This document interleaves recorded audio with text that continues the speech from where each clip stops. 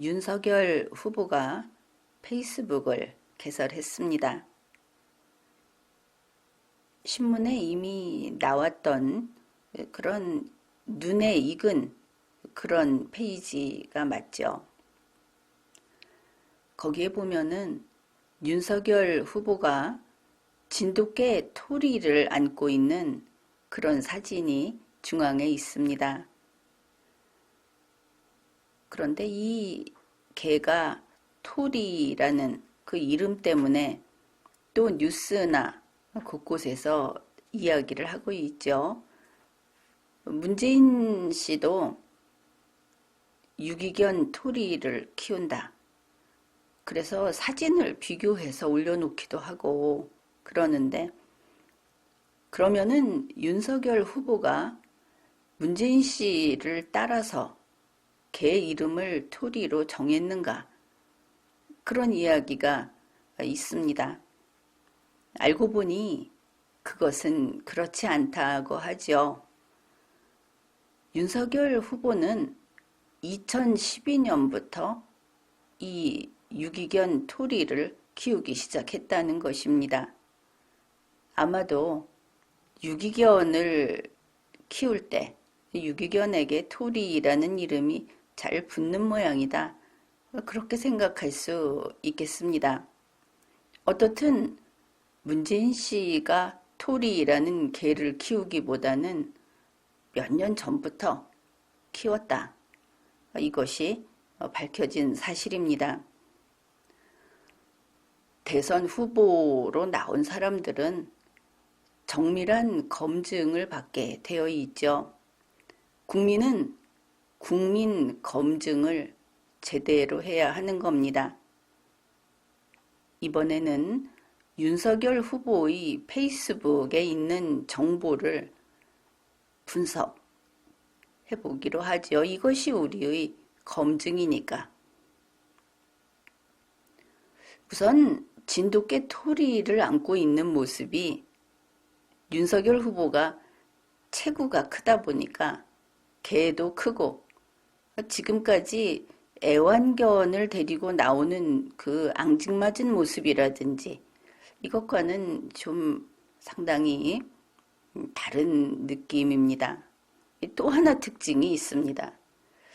이 진돗개를 옆에 푸근하게 안고 있는 모습에 열광하는 사람들도 있더군요.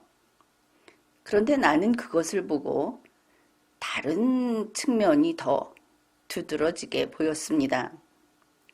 그게 윤석열 후보가 마치 아직 결혼하지 않은 미혼남처럼 보였다. 그런 부분입니다.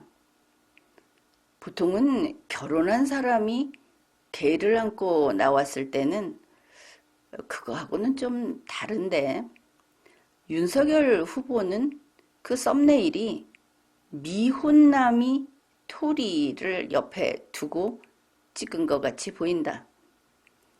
첫 번째 느낌이 이거죠. 김건희 씨가 없구나. 이것은 아주 중요한 우리가 윤석열 페이스북 정보를 앞으로 보면서 반복해서 짚어볼 내용인데, 이렇게 생각해 봅시다. 윤석열 페이스북의 그 대문에는 여기는 김건희 씨가 없습니다. 라는 현수막이 걸려 있다. 이제 이렇게 볼 수 있다는 것이죠. 정말 그런가? 그 페이스북 윤석열 정보라고 하는 란이 있습니다. 거기에 있는 윤석열 후보가 공개한 그런 자기 소개 같은 것인데, 그것을 살펴보기로 합시다.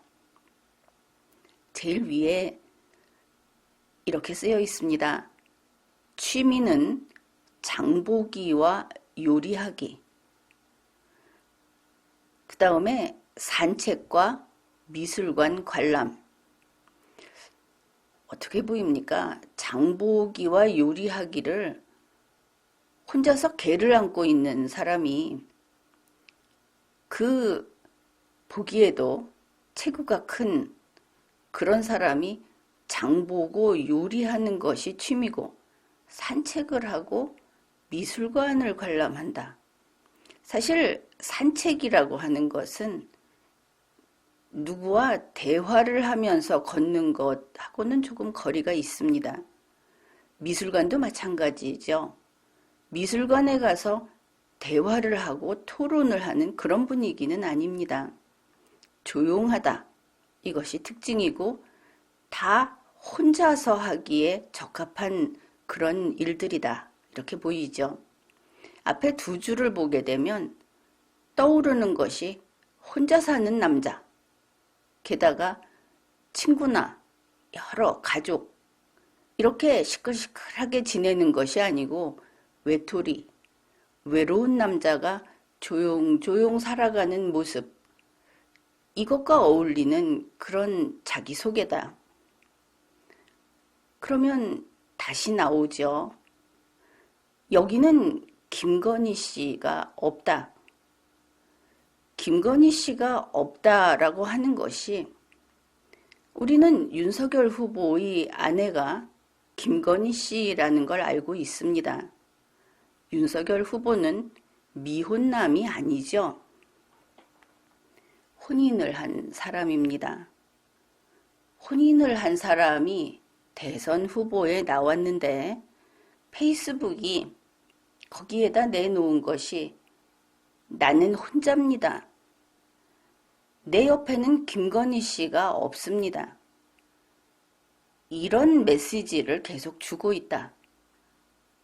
물론 이것은 보는 사람이 보기 나름이죠. 지금 우리나라의 분위기가, 우리 사회의 분위기가 김건희 씨의 눈에 불을 켜고 찾고 있는 그런 분위기 아닙니까? 돋보기를 들이대면서 어디 이 여자가 어떤지 한번 보자. 이런 궁금증이 막 끌어오르고 있는데 윤석열 후보의 페이스북을 보면 여기는 김건희 씨가 살지 않아요. 이러고 있다는 것이죠. 아주 특이하죠. 그 다음 것을 보면 이렇습니다. 밥보다 국수가 좋은 잔치국수 매니아. 윤석열 후보는 잔치국수를 좋아한답니다. 그런데 그 잔치국수의 기호까지 써놓았습니다. 잔치국수는 볶은 호박에 김을 듬뿍 넣은 그것을 좋아한다. 벌써 색깔이 보이는 듯 하죠. 하얀색이 주인 그 잔치국수에 연두색 볶은 호박, 그리고 김이 좀 뿌려져 있는, 이거는 우리나라에서 아주 대중적인 음식이기도 하고 또 서민의 음식이기도 하죠. 누구나 좋아하는 것이다. 그런데 여기에서 어떤 생각을 합니까? 장보기와 요리하기를 좋아하는 사람이 좋아하는 것은 잔치국수구나. 그 정도 해먹고 사는구나. 그런데 윤석열 후보는 돈이 많은 사람이죠. 알려져 있기에 부자라고 할 수 있습니다. 그런데 즐기는 것이 서민의 음식이다. 우리가 김건희 씨를 볼 때 느끼는, 우리 국민들이 김건희 씨를 보면서 이런저런 거부감을 느낀다. 하여간 마음에는 별로 안 든다. 이런 사람이 상당히 있습니다. 그것은 외모라든지 표정이라든지, 그리고 그 사람에게서 풍기는 어떤 삶의 스타일, 이런 것들이 일반 국민들이 봤을 때 정감을 느끼지 못하는 뭔가 이질적인 그런 게 있다는 뜻이겠죠. 그래서 김건희 씨를 생각하면 아주 부자, 그리고 나이가 들어도 나이를 안 먹는 아주 특이한, 쉽게 말해서 그렇게 이야기하죠. 손끝에 그 물도 묻히지 않는 그런 이미지가 있는데, 윤석열 후보는 뜻밖의 서민의 음식을 좋아하는구나. 김건희 씨는 스테이크만 먹을 사람 같은데, 이런 것이죠. 그래서 바로 이 대목에서도 이 잔치국수라는 것은 등받이도 없는 그 불편한 동그란 의자, 플라스틱 의자 같은 데서 대충 포장마차나 분식집에서 이렇게 먹는 음식, 이렇게 생각을 하기 때문에 그렇게 항상 잘 꾸미고 있는 김건희 씨는 거기에 어울리지 않는다. 그렇게 생각하지 않겠습니까? 그래서 바로 이 두 번째 단락에서도 여기는 김건희 씨가 없어요. 이런 메시지를 보내고 있다. 세 번째입니다. 축구는 중거리 슛과 코너킥 전문, 야구는 투수, 스피드 스케이트는 국대급. 그런데 가로치고 리즈 시절 이렇게 써놓았습니다. 어떻든 이 세 번째 단락은 보니까 대체로 남자들의 스포츠다. 그것을 알 수 있죠. 여자들하고 같이 혼성팀을 구성해서 하는 그런 것은 좀 아니다. 스피드 스케이트야 뭐 다르다고 할 수 있겠지만 어떻든 그래도 스케이트 하면은 이 윤석열 후보 세대로 본다면은 뭐 여자는 피겨, 남자는 스피드 이런 일반적인 그 관념이 있지 않습니까? 그래서 대체로 남자들의 스포츠, 그것도 조금은 힘과 어떤 그런 것을 요구하는 스포츠를 즐기는구나. 그렇죠. 여기서도 김건희 씨는 없어요.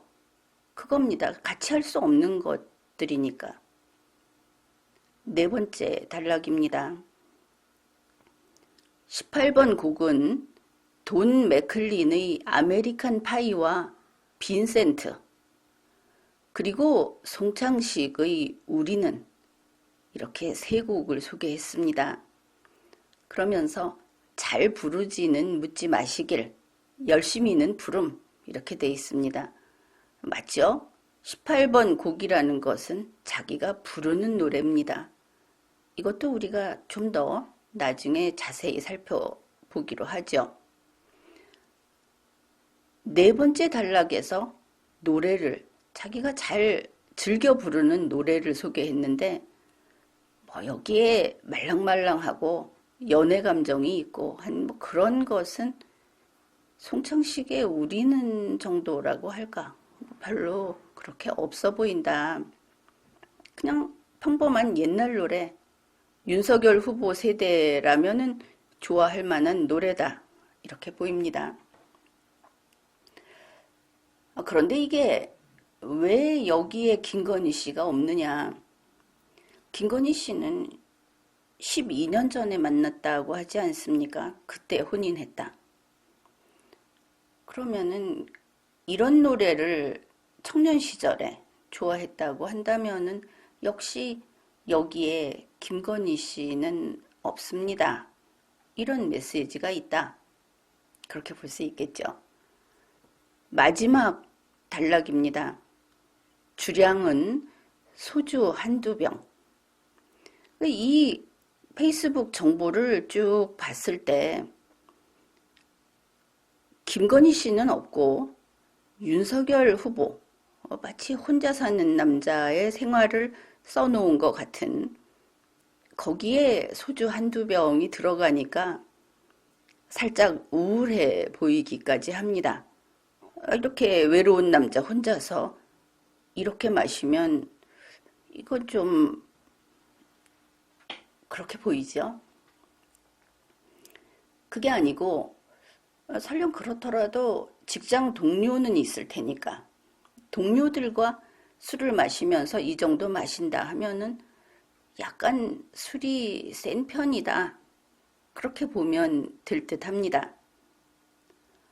이제 이렇게 처음에 쭉 한번 훑어보고 한 줄로 정리를 하자면 윤석열 후보의 페이스북 정보 코너에는 김건희 씨가 없습니다. 이렇게 되겠죠. 김건희 씨가 왜 없을까? 그러니까 어떤 경우에는 당연히 있는데 없어요, 없어요를 반복하게 되면 그게 또 주목을 받지 않습니까? 이제 일단 이 내용에 대한 총평을 해보겠습니다. 노래부터 시작을 하죠. 이 돈 맥클린의 아메리칸 파이라는 노래를 찾아서 다시 들어봤습니다. 처음에 척 듣자마자 느낀 게 무엇이냐. 미드 콜드케이스 분위기가 물씬 풍겼다. 콜드케이스는 과거의 사건을 현재의 시점에서 재구성한 그런 드라마입니다. 그러다 보니 화면상 그 장면이 과거 나왔다가 현재 나왔다가 하면서 시점이 왔다 갔다 하죠. 지금 여기 윤석열 정보라는 곳에 있는 내용도 실은 그 연도가 널뛰기를 한다. 이런 인상을 받았습니다. 또 다른 특징이 있죠. 여기에 쭉 나열을 해놓은 이런 내용들, 그 전체를 어떤 기준에서 뽑아서 이렇게 써놓았을까? 한 가지는 분명합니다. 첫 번째부터 5번째까지의 단락을 쭉 정리를 해놓았는데 여기에 있는 모든 내용은 검증 가능하다. 이런 특징이 있습니다. 윤석열 후보를 아는 사람, 그의 학창시절이라든지 혹은 직장이라든지 해서 친구나 검사 시절에 그를 아는 사람은 누구라도 이 알리바이를 증명해 줄 수 있는 내용으로 짜여져 있다. 다시 말해서 증인이 모두 분명하게 증명해 줄 수 있는 내용을 나열했다. 그런 것입니다. 가령 범죄 드라마를 본다면은 알리바이가 될 만한 것들을 쭉 정리했다. 이렇게 볼 수 있는 부분이죠. 그런데 우리가 지금 보고 있는 것은 윤석열 후보의 페이스북 소개 아닙니까? 윤석열 씨는 범죄 피의자가 아닙니다. 그는 대선 후보자로서 국민의 검증을 받고 있는 것이죠. 윤석열 후보는 미혼이 아닙니다. 이럴 때 국민은 무엇을 기대합니까? 이러한 후보의 그 화목한 가정을 보고 싶어 하죠. 그렇기 때문에 윤석열 후보의 페이스북에서 앞으로 계속 이렇게 김건희 씨가 사라질 수는 없는 겁니다. 일단 김건희 씨가 없어요 라는 메시지를 반복해서 내보내고 있는 문제, 이거 어떻게 해결을 할 것인가? 해결해야 하겠죠. 그러면은 다시 찾아보기로 합시다. 윤석열 후보의 페이스북 정보 코너에서 김건희 씨가 나타날 수 있는 곳이 어딜까? 한번 그 여지를 발견해 보자. 그러면은 추후 윤석열 후보가 바로 그 장면과 연결해서 김건희 씨를 등장시킬 겁니다. 그렇게 되겠죠. 제일 처음에 취미는 장보기와 요리하기다 그랬습니다. 이것이 김건희 씨와 만나기 전후를 가지고 따로 그 분석을 할 수 있겠죠. 결혼 전이다 하면은 대충 라면 사다 끓여 먹는 거, 그런 게 있을 수 있습니다. 그러나 그걸 가지고 요리하기 뭐 장보기 이렇게 말하는 것은 좀 지나치다. 그러면 많이 봐줘서 카레 재료를 사다가 카레를 만들어 먹는다. 그 정도도 용납이 될 겁니다. 뭐 그래도 스스로 좀 해 먹는구나. 이렇게 할 수 있겠죠. 그런데 결혼 후에 김건희 씨가 이 장면에서 등장을 하게 되는 그 결혼 후의 일이다. 그렇다면 카레 사다 해 먹는 거 가지고 나의 취미는 장보기, 요리하기입니다 하고 쓸 거리가 안 되죠. 그런 걸 요리라는 말을 쓰지 않습니다. 보다 뭐 재료도 좀 많이 들고 또 과정도 복잡한, 그래서 그럴싸한, 이거 맛있겠다 하는 그런 것을 만들어낼 수 있다. 그럴 때 요리한다 이렇게 쓰죠. 여러분은 궁금할 겁니다. 윤석열 후보가 무엇을 만들 수 있을까? 이제 이 알리바이를 믿게 하려면 윤석열 후보가 장보는 영상, 또 요리하는 영상, 그리고 김건희 씨가 등장하는, 어떻든 김건희 씨가 요리를 잘 못한다. 그렇더라도 요리하면 같이 요리를 먹는 영상, 이런 게 이제 올라와야 할 겁니다.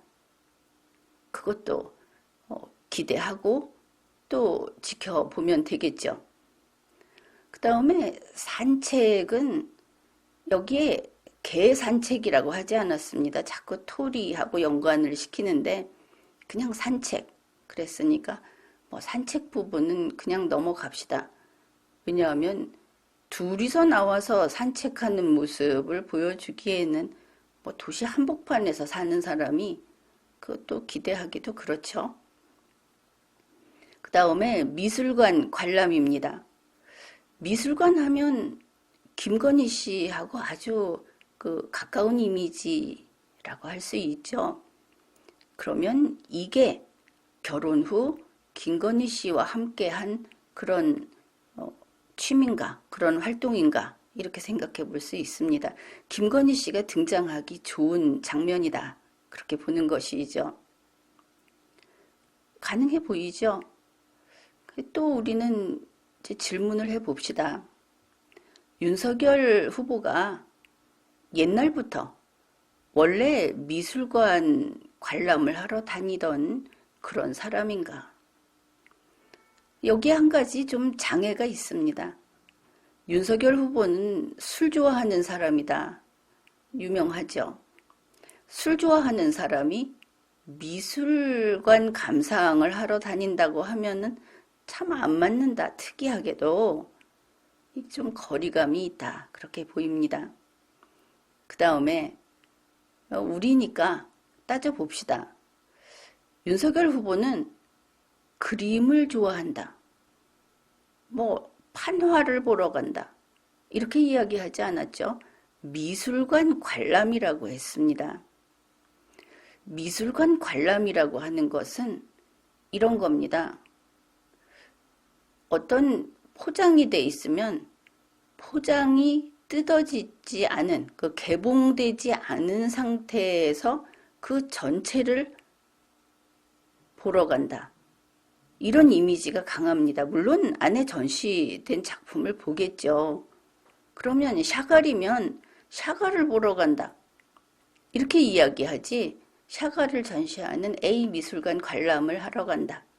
이렇게 이야기하지 않는다는 겁니다. 미술관 관람은 학생들이 과제로 많이 하죠. 숙제로 많이 합니다.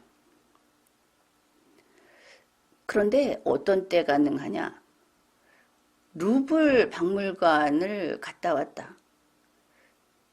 기회만 되면, 시간이나 비용이나 이런 기회만 되면 또 가고 싶다. 자주 가고 싶다. 이런 경우가 있을 수 있습니다. 이럴 때 미술관 관람, 박물관 관람 이렇게 표현을 하죠. 왜 그런가 하면은 루블 박물관 같으면은 그 박물관에서 작품을 선정해서 사람들이 언제 와서 봐도 좋을 정도의 그런 수준을 항상 유지하고 있고 그런 프로그램을 운영하기 때문입니다.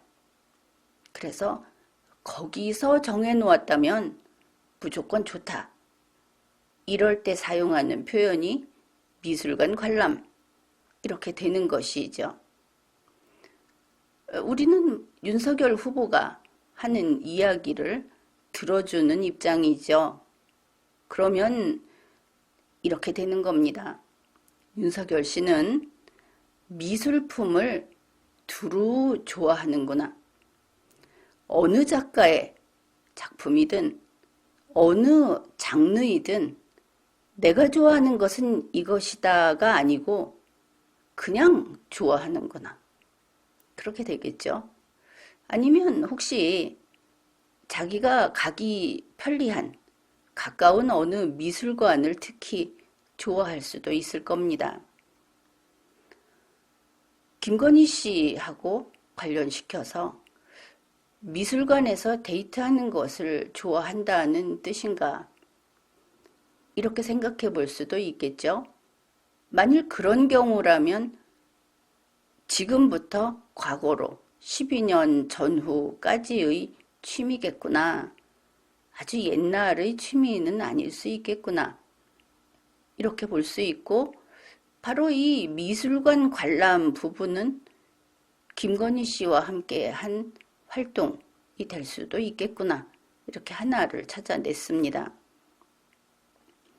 그 다음에 이제 잔치국수 이야기를 했죠. 잔치국수는 시간이 없을 때 대충 끼니를 때우는 그런 소박한 음식이라는 것이 그 인상입니다. 100평짜리 집에 산다. 그런데 그런 윤석열 후보가 나는 잔치국수를 좋아한다. 이게 마치 고급 양주나 어떤 특별한 술을 좋아한다 하는 것보다 그냥 막걸리 좋아합니다 하는 거와 마찬가지의 정치적인 수사로 보일 수 있죠. 왜냐하면 잔치국수 좋아한다 이러면 사람들이 나도 그래 이러면서 동질감을 느끼지 않겠습니까? 앞에서도 이야기했지만 김건희 씨는 그 약간은 새초롬하다고 할까? 아무튼 그 한 20대 전반기의 사람처럼 보이는 그런 느낌. 그리고 아주 고급스러운 것을 좋아하는 그런 인상. 그것 때문에 이 잔치국수 매니아라는 것과는 참 조합이 잘 안 된다. 첫 느낌은 그렇죠. 그래서 윤석열 후보가 그냥 고개 푹 숙이고 잔치국수를 이렇게 먹고 있다고 한다면은 그 주변에는 김건희 씨가 없을 것 같다. 김건희 씨는 돈 많은 여자, 윤석열 후보는 그냥 소박한 사람. 이렇게 둘을 분리하는 느낌이 들고 둘 사이의 거리를 띄워놓음으로써 대중이 윤석열 후보에게만 집중을 하게 하는 이제 그런 효과가 있다. 그렇게 보입니다. 그렇지만 김건희 씨도 잔치국수 매니아가 될 수는 있죠. 가능성이 있습니다. 몇 개 안 되는 그 영상에서 우리가 김건희 씨의 그 말투, 그의 그 언어 구사, 이것을 접했는데, 그걸 보면 김건희 씨는 교양이 있는 여성의 이미지는 아니었습니다. 그리고 그러니까 아주 지적인 그런 사람으로 보이지 않았고 심지어 귀티 흐르는 인물도 아니었다. 그냥 먼지 담뿍 묻은 바닥에서 몸빼바지 입고 앉아 있어도 전혀 이상할 것이 없는, 오히려 그쪽이 더 잘 어울릴 수도 있는 이런 것도 보였죠. 그래서 아, 이 사람도 잔치국수 매니아 될 수 있다. 그러면 이 장면에도 김건희 씨가 등장할 수도 있겠구나. 그런데 가장 가능성이 있는 것은 미술관 관람 아니겠습니까? 어떻든 현재의 페이스북 거기에는 김건희 씨는 없었습니다. 그 김건희 씨의 외모에 대해서 좀 비난에 가까운 마음에 들지 않아 하는 대중들이 있죠. 누구에게나 좀 예쁘게 보이는 사람들에게는 따라다니는 것이 바로 성형 이런 부분입니다. 근데 오늘날 보면은 성형도 하고 문신도 하고 그 자기 몸에다 그림도 그리고 뭐 이렇게 하는 세상이어서 거기에 대해서 뭐라고 할 거는 없다고 봅니다. 다만 윤석열 후보가 방송에 나왔을 때 화장을 거의 그 분장급으로 해가지고 얼굴 전체가 가면처럼 보이는 그것을 보고 대중들이 오히려 안 좋아했습니다. 당연하지 않겠습니까? 윤석열 후보는 체구도 크고 머리도 큽니다. 거기에 분장을 해서 번질번질 그 플라스틱 코팅을 한 것처럼 만들어 놓게 되면 본 모습이 안 나가죠. 그리고 자신의 생각이나 자신의 이야기가 잘 전달이 안 됩니다. 이 얼굴에 분장을 한다는 것이 상당히 큰 그 정보 전달에 영향을 미친다. 이것은 과학적 근거가 있습니다. 그렇기 때문에 윤석열 후보도 그렇고 김건희 씨도 그렇고 대선 기간 동안에 이 자신을 알리고 또 선거운동을 한다고 하면은 일단 분장은 반드시 벗어 던져야 된다. 그리고 가능하다면 김건희 씨 경우에는 화장도 안 하는 것이 좋다. 그렇게 봅니다. 그래서 국민 대중과 같이 옆에 같이 있는 그런 생활을 몸소하는 것이 필요하다. 그래서 시골 장터 패션 같은 것을 한번 고민해 봐라. 도대체 어느 대선 후보의 아내가 그렇게 꽃단장을 하고 다니느냐. 인식이 없는 거다. 그 부분은 지적을 해 둡니다. 이 윤석열 후보의 그 페이스북 정보란 이것이 마치 그 알리바이 그 정리를 해놓은 것 같다 이렇게 이야기를 했죠. 과거의 일들을 현재 시점에 맞춰서 정리를 했고 그 연도가 왔다 갔다 한다. 못 만든 콜드케이스처럼 보인다 하는 겁니다. 다시 말해서 허술하고 곳곳에 틈새가 벌어져 있다. 이런 것이죠. 만일 이것을 어떤 수사관이 이것을 작성을 했다. 그렇다 하더라도 틈새가 있는 것은 도리가 없는 겁니다. 아무리 수사를 잘하는 검사도 자기가 조사받는 피의자 신분이 되게 되면 그 수사 기술을 가지고 상대방 진짜 수사관을 넘어설 수가 없는 것이죠. 실력이 안 나온다. 피의자 신분이 되면 피의자 돼 버립니다. 아주 실력이 있는 그리고 세다 하는 검사도 이렇게 조사받는 입장이 되면 심리적으로 쉽게 무너지는 것이죠. 그래서 정신까지 흔들리고 목숨을 버리기도 합니다. 늘 범죄를 저지르는 소위 범죄꾼들하고 다르게 오히려 아주 충격을 크게 받는 것이죠. 그래서 이러한 그 소위 화이트 칼라라고 하는 사람들을 조사할 때는 반드시 변호인을 옆에 세우고 또 몰아붙이지 않도록 그 명예 감정이 훼손돼서 어떤 삶의 의지를 잃지 않도록 하는 그런 조치가 필요한 겁니다. 이것이 사람 차별하는 것이 아니고 의외로 그들이 허약한 그런 부분이 있기 때문이죠. 이렇게 보면은 윤석열 후보의 페이스북은 마치 김건희 씨가 사라지게 만드는 그런 알리바이 노트처럼 보인다. 그렇게 한번 분석을 해봤습니다. 그렇지만 윤석열 후보가 대선 후보가 아니라면 김건희 씨와 관련된 여러 가지 소문과 또 어떨 때 보면은 이것이 악의적인 것일 수도 있고 혹은 숨겨져 있던 숨기고 싶은 사생활일 수도 있고 뭐 그런 것이 아니겠습니까? 그런데 그것이 대선 후보가 아니라면 이렇게 주목을 받지는 않았겠죠. 결국 사실이 어떻게 밝혀질 것인지 또 그것은 정말 사실일지 우리는 모릅니다.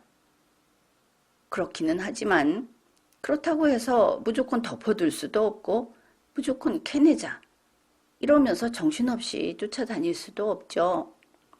여기에서 분명한 것은 이게 윤석열 후보의 페이스북이다 하는 겁니다. 선거용이다. 그런 것이죠. 선거라는 것은 앞에 나서기는 윤석열 후보가 나섰지만 결국은 선거 캠프라는 것이 있듯이 팀플레이라는 것입니다. 팀이 훌륭해야 그 후보의 역량도 잘 보여줄 수 있는 것이죠. 그리고 일단 선거에서는 가지고 있는 것을 보여줄 기회, 그것을 최대한 활용해야 하는 겁니다. 이제는 이런 관점에서 윤석열 팀, 그들의 의지가 무엇이고 그들의 능력이 무엇인가 하는 것을 이 페이스북 윤석열 정보에서 읽어보기로 합시다. 바로 그 네 번째 단락 18번 곡이라고 하는 이 노래를 정치적 관점에서 분석하겠습니다. 여기에서 18번 곡으로 소개한 노래는 세 곡이었죠. 돈 맥클린의 아메리칸 파이, 내내 같은 사람이 부른 빈센트, 송창식의 우리는, 이렇게 세 곡입니다. 송창식의 우리는 이라는 노래는 이게 사랑 노래일 수도 있고 또 뭐 거기에 정치적 의미를 덧붙이자면 이렇게 국민 여러분과 윤석열 후보가 만났습니다 하는 그런 노래가 될 수도 있습니다. 관심이 가는 것은 돈 맥클린의 노래 두 곡입니다. 이 노래 두 곡은 정치나 인생에 대해서 가볍지 않은 내용을 담고 있는 그런 노래입니다. 미국의 현대사를 특정 관점에서 훑은 노래다. 그렇게 평가를 하기도 합니다. 우선 가볍게 접근을 하죠. 여기 첫 마디가 18번 곡이었죠. 18번 곡이라는 것은 즐겨 부르는 노래를 뜻합니다. 애창곡인 것이죠. 즐겨 듣는 애청곡이 아니다. 이것도 중요합니다. 이 노래 두 곡은 내용이 대단히 무겁습니다. 심각합니다. 게다가 가사가 상상을 초월하게 길다. 이런 특징도 있습니다. 만일 이 노래가 그런 내용이라는 것을 모르면서 단지 뻔한 리듬, 많이 들어본 것, 그래서 소개를 했다면은 그러면 윤석열 후보 그냥 짐 싸서 집에 가라 이래야 되겠죠. 그것이 아니고 이 속에 담겨 있는 철학, 어떤 역사 인식 그런 것을 알고 소개했다면은 윤석열 후보는 본인이 이야기했듯이 정말 사명감을 가지고 대선 출마 선언을 했구나. 이렇게 생각을 하게 됩니다. 그래서 이 두 번째 경우라고 한다면은 지금 보기에 윤석열 후보는 서툰 부분이 많죠.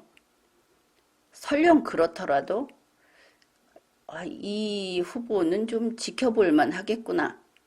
이런 평가를 하겠습니다. 먼저 아메리칸 파이 그 내용부터 살펴보기로 하죠. 이 가사를 한번 잘 들어보십시오. 아주 오래전을 나는 여전히 기억해요. 그 음악이 얼마나 나를 웃게 해주었는지 그때 나는 알았어요. 내게 노래할 기회가 주어진다면 나는 사람들이 춤추게 만들 수 있다는 것을. 여기에서 음악, 노래라고 하는 것은 미국의 건국 이념인 자유를 뜻하는 것이다. 미국 쪽, 그쪽에서 이 노래를 좋아하는 그런 그룹이 소개해놓은 내용들은 대체로 이렇습니다. 그러니까 이 노래는 그냥 노래로서 즐길 수 있고 또 한편으로는 미국을 지켜야 한다 하는 그런 의미로서 또 이것이 사랑받는다. 그렇게 알고 있습니다. 하지만 2월 끔찍한 뉴스로 도배된 신문들, 나는 한 걸음도 움직일 수가 없었어요. 내가 울었었는지조차 기억할 수 없어요. 미망인이 되어버린 그의 아내의 기사를 보았을 때, 하지만 마음 깊은 곳에서 무언가를 느꼈었죠. 음악이 죽어버린 그날에, 이 음악이 죽어버린 그날이라고 하는 것이 미국을 지켜야 한다. 그래서 이 노래를 만일 대한민국의 정치인이 여기에 심취해서 이것을 소개했다면 대한민국과 우리 국민의 자유를 지켜야 한다. 미국과의 자유의 동맹을 지켜야 한다. 이런 메시지가 들어있다고 볼 수 있는 것이죠. 쉐보레를 몰고 강둑으로 갔지만 강물은 말라 있었어요. 강물도 말라버렸습니다. 그리고 그 세력들, 이렇게 만들어버린 세력들이 이제 소년들로 표현이 되는데, 소년들은 위스키를 마셔댔고 오늘은 너희가 죽는 날이 될 거라고 노래를 했다. 그 너희는 이 노래를 부르는 우리가 되겠죠. 여기에 대해서 이게 무슨 의미냐? 미국의 전통적인 것들, 어떤 신조, 신앙 이런 것들이 파괴되는 그런 장면을 뜻한다고 합니다. 지금까지 우리는 그럭저럭 살아왔고 구르는 돌 위에 이끼는 더욱 두텁게 자라났어요. 이상하죠? 구르는 돌에는 이끼가 끼지 않는다고 알고 있지 않습니까? 세상의 질서가 무너진 것이 보이죠. 광대가 왕과 여왕을 위해서 노래했어요. 광대의 주제에 왕과 여왕에게 마음에 드는 그런 것을 했다. 그러면 이 왕과 여왕이 누굴까? 광대가 당신과 나의 목소리로 노래를 했다고 합니다. 이제 정리가 되죠. 당신과 나, 우리 모두는 대한민국 국민이고 광대는 무엇인가 불길한 존재인 것을 알 수 있죠. 광대가 왕과 여왕을 위해서, 대한민국을 위해서 노래하는 것처럼 했다. 군중 선동, 군중을 속였다 이렇게 볼 수 있고, 왕이 내려다보는 동안에, 눈뜨고 있는 동안에 광대가 왕관을 훔쳤다. 이 부분은 바로 주권을 뺏겼다 이런 것을 알 수 있죠.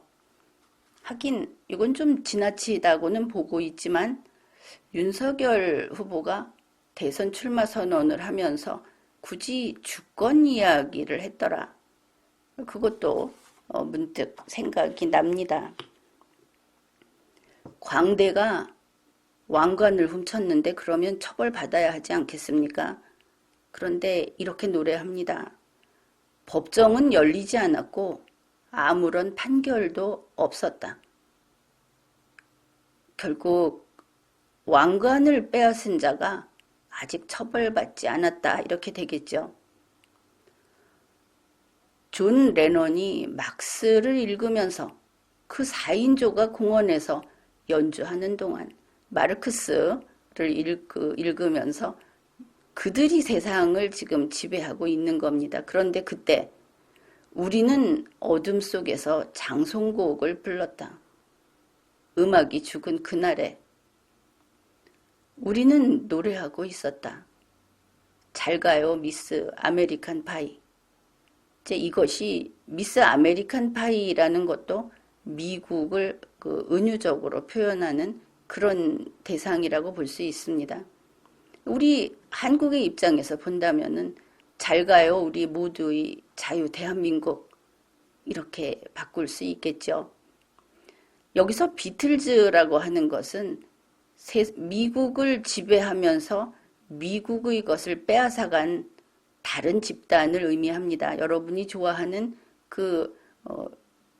노래를 부르는 그룹, 그 생각은 지워버립시오. 여기서는 다른 뜻으로 쓰였으니까. 비틀즈가 행진곡을 연주하는 동안 우리도 거기에 끼어들려고 춤추려고 나갔더니 기회는 박탈당하고 말았다. 비틀즈가 몽땅 차지했기 때문에 우리에게 기회가 박탈된 기간이 이제 흐르고 있는 겁니다. 무슨 일이 벌어졌는지 기억하는가? 음악이 죽은 그날에 우리는 노래하기 시작했다. 잘 가요, 미스 아메리칸 파이. 이 대목을 보면서 어떤 분들은 아마 예전에 가장 컸던 광화문 시위라든지 이런 것을 떠올릴지도 모르겠습니다.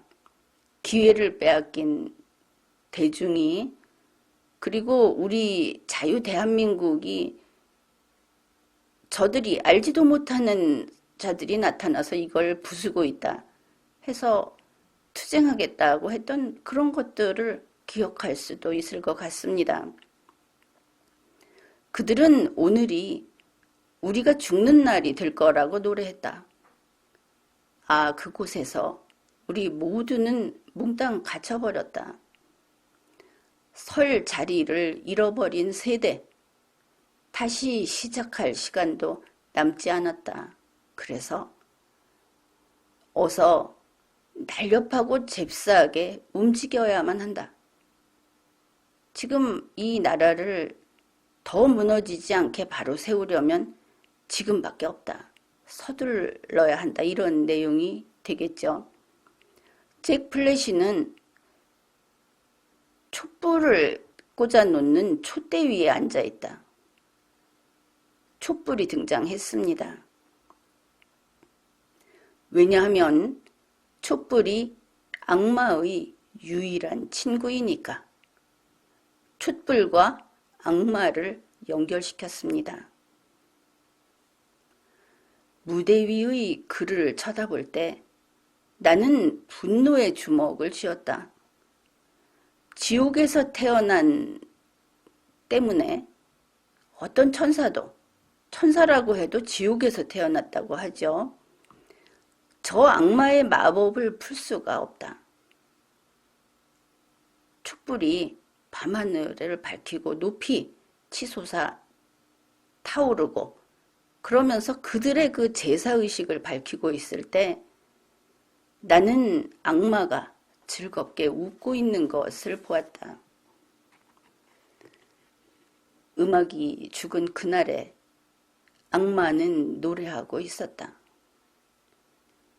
이제 미국이 무너지는 것을 그 노래한 그런 노래인데 이런 대목도 있습니다. 신도 버렸다 하는 그런 의미가 될 것 같습니다. 나는 성스러운 가게에 들렀는데 거기에 몇 년 전에 그 음악이 연주되었지만 이제 그 음악은 연주되지 않는다고들 사람들이 말했다. 이제 자유는 없다. 미국은 없다. 뭐 이런 그 노래는 저마다 자기의 그 감정을 이입해서 듣기 마련 아닙니까? 그래서 이것은 상당히 무거운 그리고 어떤 시대정신 이런 것을 담은 노래라고 할 수 있습니다. 다음은 돈 맥클린의 빈센트입니다. 두 번째 곡이죠. 이 노래는 아마 알고 있는 사람들, 좋아하는 사람들이 대단히 많을 겁니다. 빈센트 반 고흐, 그를 추모하는 노래로 알려져 있죠. 그런데 이 노래 역시 그 내용이 단지 미술가 이야기가 아니다. 그런 겁니다. 이 곡에서는 자유, 정신적 자유, 그것을 지키기 위해서 얼마나 노력을 해야 하는지 그런 내용이 들어 있습니다. 이제 나는 이해한다. 당신이 나에게 무슨 말을 하려고 했었는지. 여기서 당신은 빈센트 반 고흐가 되겠죠. 또는 이것이 우리 국민이 될 수도 있습니다. 온전한 정신으로 살기 위해 당신이 얼마나 고통을 받았는지, 그리고 사람들을 자유롭게 해주기 위해서 얼마나 애를 썼는지. 처음에 대중은 들으려고 하지 않았고 듣는 방법도 몰랐다. 그러나 어쩌면 이제는 들을지도 모르겠다. 사람들이 당신을 사랑할 수는 없었지만 그래도 당신의 사랑은 진실했다. 아무런 희망도 보이지 않을 때 그 별이 빛나는 밤에 당신 스스로 목숨을 끊었다. 하지만 빈센트, 내가 말해줄 수 있는 것은 이 세상은 당신처럼 아름다운 사람이 살 곳이 아니었다. 바로 그것이다. 이런 내용이 있습니다. 그리고 또 여기에 피 흘리는 예수 이야기도 나옵니다. 당신이 만난 낯선 사람들처럼 남루한 옷을 걸친 남루한 사람들, 핏빛 장미의 은색 가시가 새로 내린 눈 위에 뭉개져 있다. 이게 이제 가시관을 쓰고 십자가에 못 박혀 있던 그 예수를 이야기하는, 그것이 무슨 뜻이냐 하면은 사람들이 예수 그리스도를 이해하지 못했던 것처럼 반고흐도 이해하지 못했다. 그 반고흐의 그 그림, 그게 아니고 인간의 그 자유,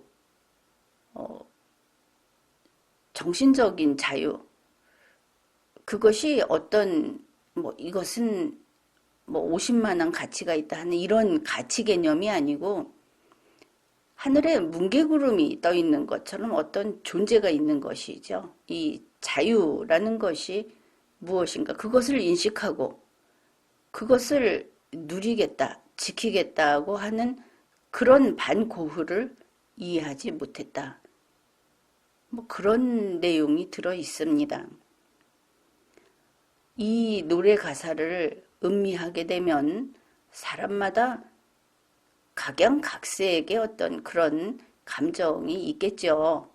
그런데 정치인이 한 이야기니까 만일 윤석열 후보 팀에서 대한민국을 지키고자 하는 우리 5,100만 국민에게 우리가 방금 보았던 그와 같은 메시지를 전하려고 그래서 굳이 18번 곡으로 이런 노래들을 선곡했다고 한다면은 훌륭하다. 이렇게 평가합니다.